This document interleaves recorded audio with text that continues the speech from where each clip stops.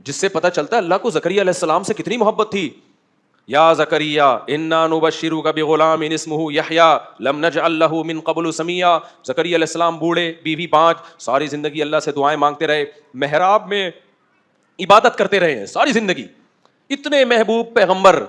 फिर अल्लाह कहते हैं हमने ज़करिया को बुढ़ापे में खुशखबरी दी, इन्ना नुबश्शिरुका बिग़ुलाम, ए ज़करिया तुझे लड़का भी मिलेगा और उसका नाम हम पहले से बता दें यहया होगा। और इस नाम का इससे पहले इस कायनात में कोई शख्स कोई बेटा नहीं गुजरा, ये नाम भी हम सेलेक्ट करके दे रहे हैं। और सईदन व हसूरा, वो सरदार होगा, इंतहाई दर्जे का पाक दामन शरीफ होगा।